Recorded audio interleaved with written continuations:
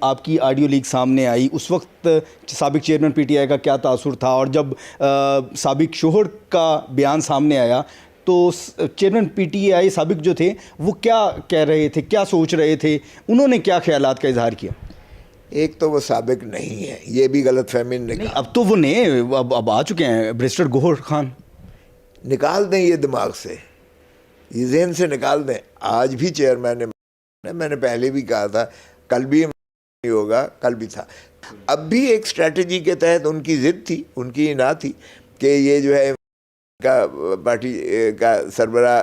نہیں ہونا چاہیے، اور چنانچہ الیکشن کمیشن استعمال ہوئی، اور الیکشن کمیشن نے کہا کہ نیا الیکشن 20 دن، حالانکہ 1.5 سال پہلے الیکشن ہو چکا تھا انٹرا پارٹی، اور اس کو کوئی اختیار نہیں ہے الیکشن کمیشن کو الیکشن مانیٹر کرنے کا، کوئی اختیار نہیں ہے۔ لیکن ان کی جن کی بھی ضد تھی، ہم نے وہ چنانچہ انہوں نے کہا کہ ٹھیک ہے جی بیرسٹر گوہر کو بنا دیں، اور بیرسٹر گوہر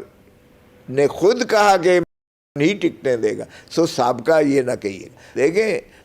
جب یہ آڈیو لیک آئی ہے تو ظاہر ہے کہ میں نے کہا کہ یہ تو کلائنٹ اور وکیل کا، وہ بہنیں بھی تھیں، ہنس رہی تھیں کہ اور کس گھر میں یار نند بہو کی، نند اور بھاوج کی ایسی چھوٹی موٹی باتیں نہیں ہوتی رہتی ہیں۔ لیکن بعد میں بھی پیشی پر خان بھی تھا، بہنیں بھی تھیں، بشرا بی بی بھی تھیں، اس میں بھی ہنس رہے تھے سارے کہ یہ کیا ہے، مذاق ہے۔ لیکن میں نے اس کو ان کی بنیاد بہاف پر میں نے جو پٹیشن کی، جو آپ آج دیکھ رہے ہیں سارے چینلز پہ بھی اور اخباروں میں بھی سارا ہے، میں نے کہا مجھے ذات کی کوئی پرواہ نہیں کرتی، آپ 100 دفعہ میری ویڈیوز آڈیوز کریں یا اس طرح کا ہے، لیکن مجھے پاکستان کے 25 کروڑ عوام کی ایک تو یہ دیکھنا ہے کہ ان کی پرائیویسی میں دخل اندازی اس طرح قابل برداشت نہیں ہو سکتی ہے۔ آئین اس کی اجازت نہیں دیتا ہے، مذہب اس کی اجازت نہیں دیتا ہے۔ حضور صلی اللہ علیہ وسلم کا تو ارشاد فرمایا کہ اپنے گھر میں بھی